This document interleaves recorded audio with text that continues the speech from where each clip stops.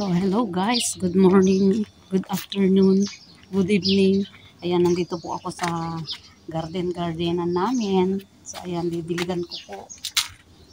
So, medyo kailangan siyang diligan kasi mamaya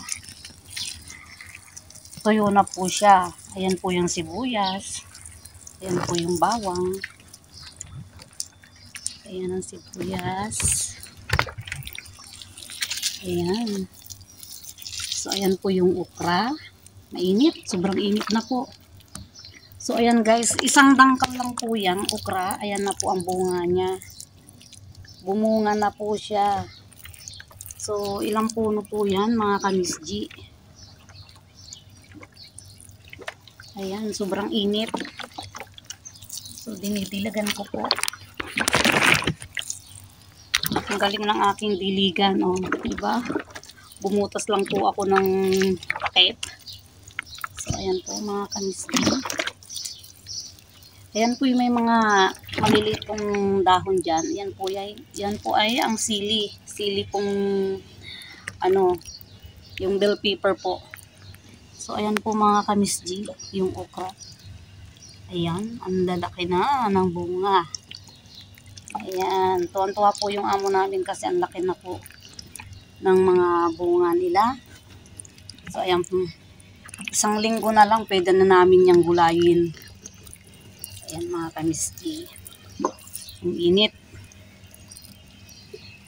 So, nakakatuwa po mga kamisji kasi nga, sabi po ng aming kasama na Ethiopia, nakakatuwa naman ang inyong tanim na okra.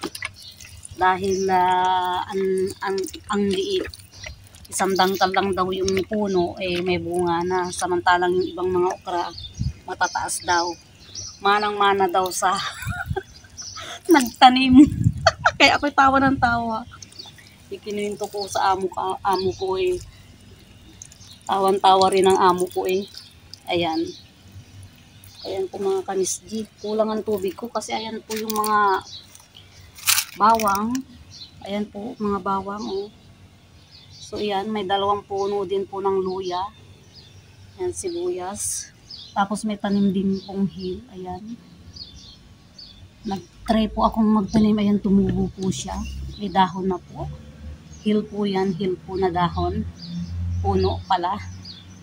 So ayan mga kamisji, sobrang init po dito sa UAE. Malapit na pong matapos ang Ramadan. So may 9 days pa po para mag-Eid na po. So ayan, nakakatuwa po mga kamisji. Ayan. Ilan pong puno yan?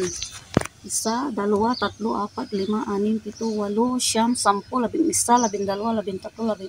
15, 16, 18 puno po yan mga kamisji. So nakakatuwa po kasi talagang yan, maliit lang po ang aking kamay. So isang dangkal po yan, no? Isang dangkal po sa totoo lang. Isang dangkal po yan mga kamisji. So yan, nakakatuwa. So hanggang dito na lamang po mga kamisji. Ay, meron din po akong tanim na sampalok. Ayan, tingnan po natin mga kamisji.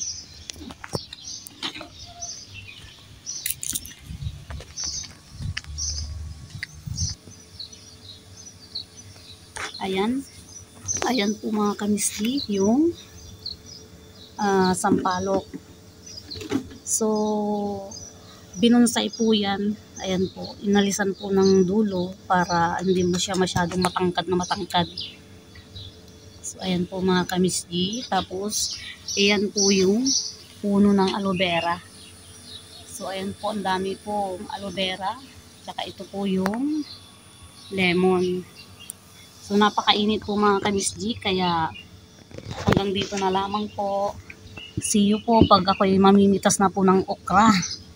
Ayan, thank you for watching po mga kamisji. See you po.